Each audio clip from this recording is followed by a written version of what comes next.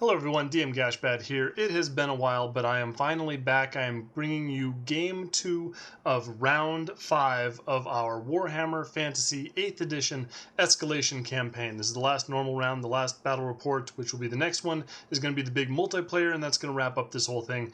But for right now, my vampire counts, the Angels of Morr army, will be facing off against the Tomb Kings in the scenario called Reign of Monsters. It's pretty straightforward.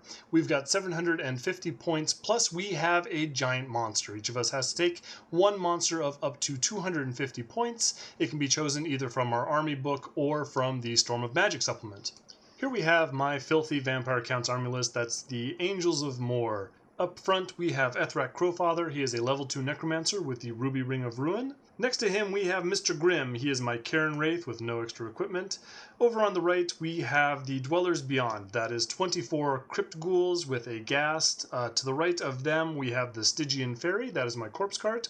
Back behind those guys we have Bunny and Kindling, my 2 Fellbats. Over on the left we have the Doomed Hunters. Those are my trusty 11 Skeletons with a Musician and a Champion. And behind them we have More Filth, which is the Crypt Horrors. So 3 Crypt Horrors in the back, and of course taking up the middle, what makes this truly an unlikable army. This is Meatloaf, my Terrorgheist. To make up the full 250 points, I gave him the Rancid Maw and Infestation special rules or upgrades. Again, I've gone over this before. At 1,000 points, I would not normally bring something like this, a big giant monster, especially one as filthy as a Terrorgheist, but I couldn't help myself. Here is a small picture of my opponent's force. I say small because most of his troops are under the battlefield. They are tunneling up from underneath. But present we have a Lich Priest, level 2, with the Ruby Ring of Ruin. I believe for this round he got the Incantation of Urgency and Smiting. He's got 11 Skeletons with a Standard and a Champion. He has 3 Chariots with full command, and underneath the battlefield, actively digging their way up, we have 1 Tomb Scorpion, 3 Tomb Swarms, and 3 Sepulchral Stalkers. My opponent was really keen to try out those guys. And for his big monster, we have a Necrosphinx. Here we see the battlefield all set up before the game begins, so we roll up our terrain randomly. We roll up D3 plus 1 terrain pieces, and we're playing this on a 4x4 table, like all these small-scale games.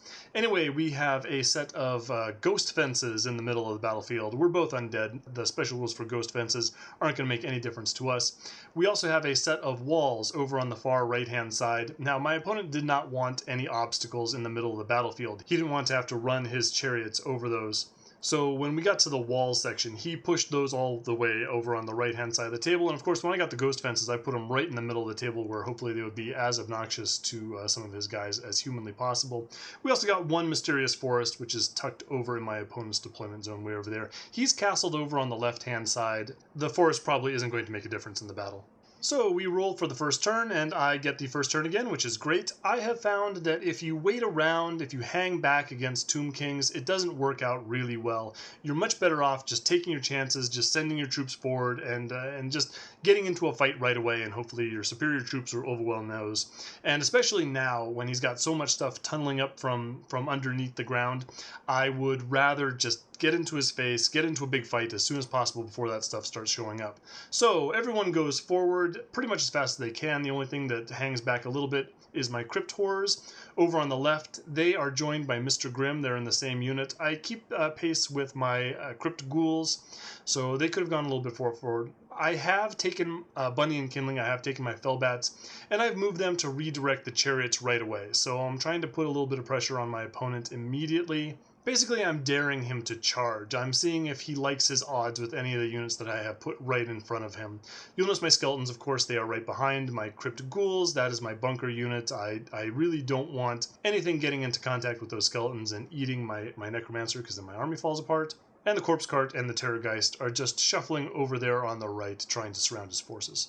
So for my spells, I picked up Invocation of Nehek and Gaze of Nagash, which is super nice. I'm going to get Gaze of Nagash to go off in my magic phase, and I'm going to blast 4 wounds off of those chariots. Now, these wounds tend not to stick on Tomb King's units, but now the computation as to whether he charges or not is really going to, yeah, it's going to swing towards him not charging, which probably is fine for me. But, so yeah, those chariots are probably going to regrow at a later point, but right now that's a pretty good shot to get off in the early game. So it is my opponent's turn, and sure enough, he does not risk any of those charges. The part of the problem with the Necrosphinx is that it's a very interesting monster. It's toughness 8. It's got a 5 up armor save, but a toughness 8 is a big deal, so almost everything is going to wound it on 6s.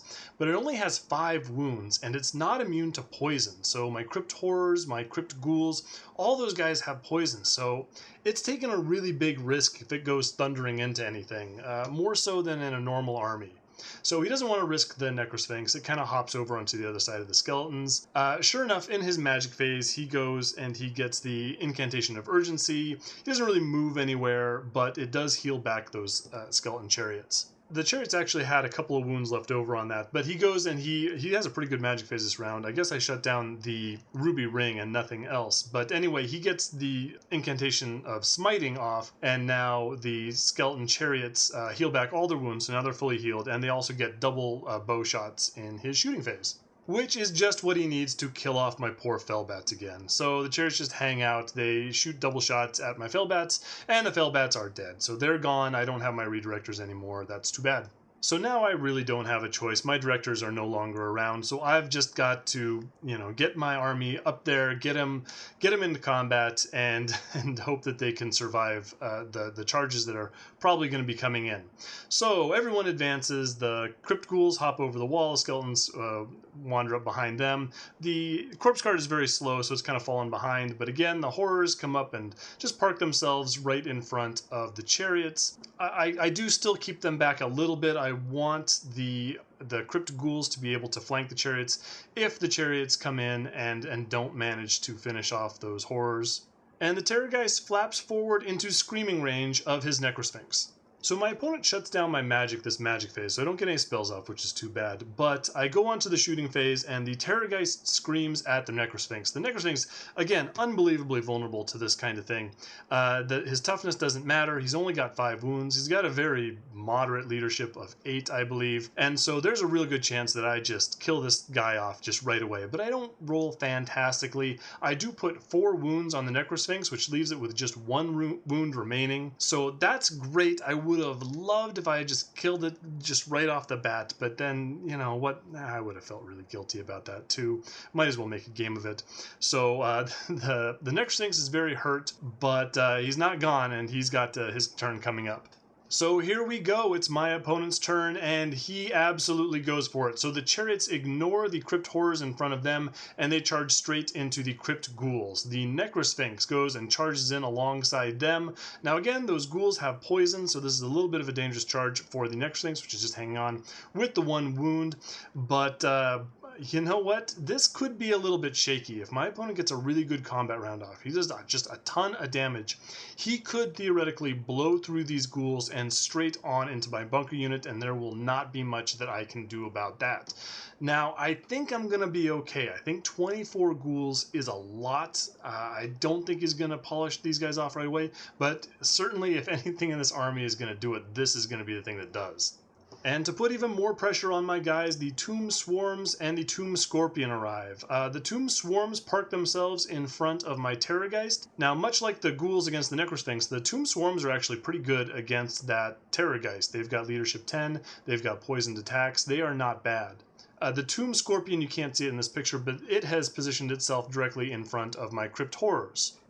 The Crypt Horrors are probably going to beat that given enough time, but it's just looking to slow down those horrors, try and keep them away from my opponent's bunker regiment. In the magic phase, my opponent's Lich Priest manages to use the Ruby Ring of Ruin to put 1 wound on the Terrorgheist, and that makes a difference because the more wounds the Terrorgheist takes, the weaker its scream is.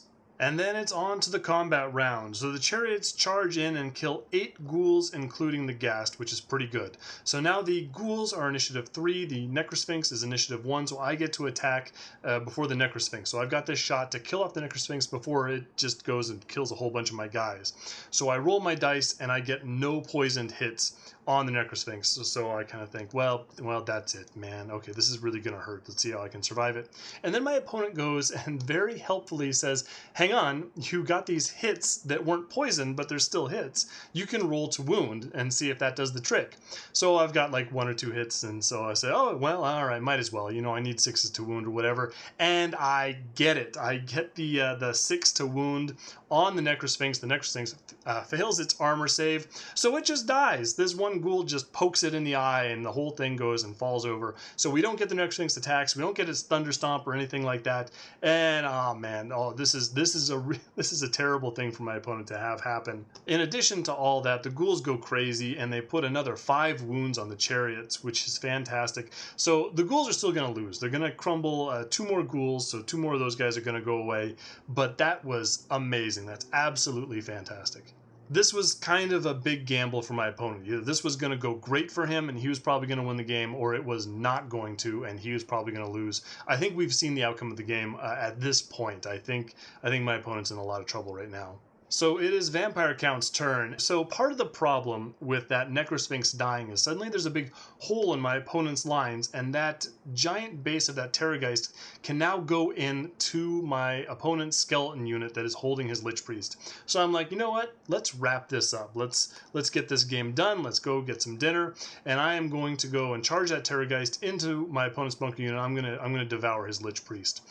Just to completely finish everything up, the Crypt Horrors go and charge the Tomb Scorpion, and my skeleton and my skeleton unit, my Necromancer and my Corpse Cart just kind of hang out where they're at. I could advance them a little bit further, try and protect the front flank, make sure nothing fits in there to charge my bunker unit, but honestly I want to regrow that ghoul unit in my magic phase, and so I don't want to get too close because I want more ghouls to prop up. So it's the magic phase, and I have a couple blasty spells, but the only viable target right now is those tomb swarms. So I go ahead, I use the Ruby Ring of Ruin, and I blast 2 wounds on the swarms. Then I go and I cast Gaze of Nagash, and I put another 7 wounds on the swarms, which is real nice. My opponent, this is not a priority for my opponent. These swarms, it's just not a thing he has to worry about. He has to keep me from regrowing things right now. And sure enough, he does. I try the invocation, but my opponent shuts that down. So my Terrorgheist goes and screams in combat at that skeleton unit in front of it. Now these guys have a real moderate leadership, and I'm only down 1 wound. Nevertheless, I roll super bad, and I only make 1 skeleton skull implode.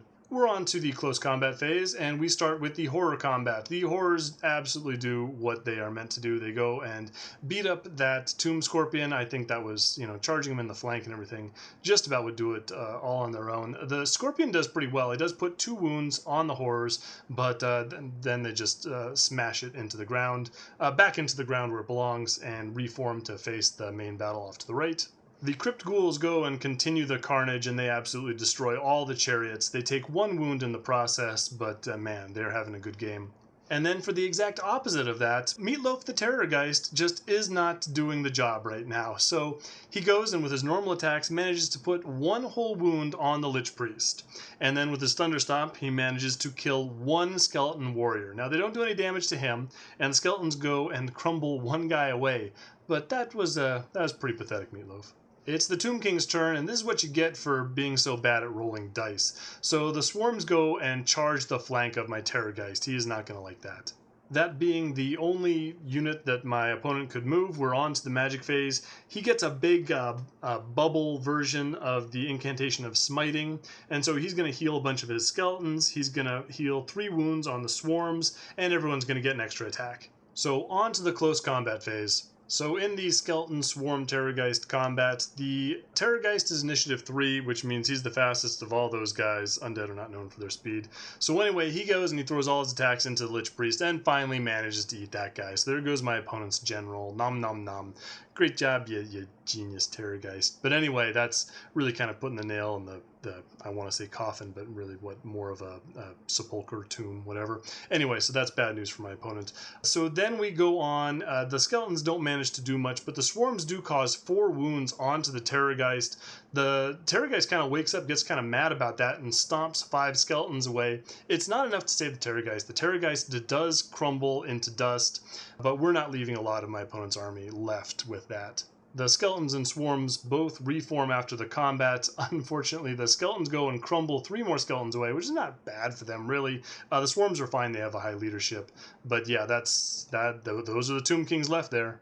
So it is my turn, and it's time to take vengeance for the death of our beloved Terrorgheist. So the horrors and Mr. Grimm go into those poor remaining skeletons. The crypt ghouls and the corpse cart charge into the swarms, and the skeletons with the necromancer just follow up behind. So here's the thing I'm always worried about. Here we go into the magic phase, and I'm going to say, yeah, I'm not worried about this. I'm going to go and I'm going to cast Invocation. His wizard is gone, everything's great. Well, I get the double 6. So Irresistible Force with a miscast. Now, good news first. The horrors all get healed. 4 ghouls return, and everyone gets Always Strikes First because of the corpse cart. I do get lucky here. I don't blow up my necromancer, so that's not bad. He does take a wound, and so I got to be pretty happy with that. I got a lot of stuff back, and I didn't die. And then we go on to the hand-to-hand combat phase, and I just kill everything. All the skeletons are gone, all the swarms are gone. They'll have low initiatives. I just eat everybody, smash their bones, and I don't take a single wound in return. But hey, remember these jerks? Remember in the very beginning when I said my opponent was bringing sepulchral stalkers? I bet you forgot about them. I did. We've been rolling for them every round, and they finally arrive. Way too late to the battle, but they do show up behind my lines right here, ready to participate.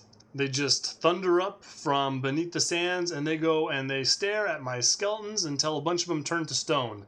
Pretty nice, actually. 5 of my skeletons turn to stone and are casualties. So I have to go and do something about that. It is my turn, and the primary thing I need to do is get my necromancer to safety, because I do not need sepulchral stalkers charging a depleted skeleton unit from behind and just polishing off my wounded necromancer. So the necromancer jumps ship. He jumps into the crypt ghoul unit, which does not turn around. The idea being here is that I just want to keep this guy completely safe. If the sepulchral stalkers, for whatever reason, charge the rear of the ghoul unit, they're not going to be in contact with my necromancer, never will be, and they can happily chop up ghouls to their heart's content, and I'm just going to stay safe. So I do turn the skeletons around. If you want to go and kill those skeletons, that is fine. I do turn around the crypt horrors and Mr. Grimm, so hopefully they can charge in and save any remaining skeletons and try and do some damage to those sepulchral stalkers. The corpse cart is just kind of stuck, so I just leave it where it's at. And in the magic phase, I'm not gonna take any chances here. I'm on 1 wound. I don't need myself blowing up. I don't cast any spells. So a little bit surprisingly, instead of hurling the stalkers into that skeleton unit, they actually go and back up, and I believe they try their gaze attack on my crypt horrors. Well, it goes terribly for my opponent. He rolls the misfire. He doesn't cause any damage to my unit, and somehow I guess I've got some polished stone on these guys, and it reflects their gaze back, and the stalkers actually take 2 wounds from the whole process. So that didn't go so great. So it is my turn 6, and I'm not going to take that. I'm sensing a tabling here, so I'm going to send my horrors and Mr. Grimm and the skeletons. They're all going to charge into these stalkers, and we're just going to wipe this battlefield clean of Tomb Kings. The necromancer and his crypt ghouls kind of just take off. We're just going to run away. Hey, tell me about your glorious victory. We don't want to see it. We're going to get as far away as possible from this whole thing. So in the close combat phase, I managed to put 3 wounds on the sepulchral stalkers. I'll take one of those guys away. The stalkers do pretty well. They kill off 4 of my skeletons. I only win because of that skeleton musician, so I'm up by 1, but because the stalkers have the construct rule, they crumble 1 less. So they don't take any further damage. Yeah, that was kind of rough. I do go and reform a bit, get Mr. Grimm in the fight, bring those horrors over. And so this will continue for the last round of the game, which will be my opponent's turn. And yeah, that's it. Took it all the way to turn 6. He put 1 wound on the crypt horrors, but that's the end of them. They all get killed off, and that's the end of the game. The board is clear, and the vampire counts are in possession. So I had another pretty good round, not terribly surprising considering that filthy Terrorgheist. At least it did go and die, after some bad rolling, so it wasn't such a miserable experience for my opponent. But after that big charge, which could have worked, I think, but after that big charge failed, then I think it was going to be all downhill, and it was going to wrap itself up pretty quickly. So, 1 more battle part to get through. That is going to be the big multiplayer scenario. That is going to be the next one. I thank you for watching this and sticking with it for as long as you have. If you have any questions or comments, leave them below, and I will see you on the next one.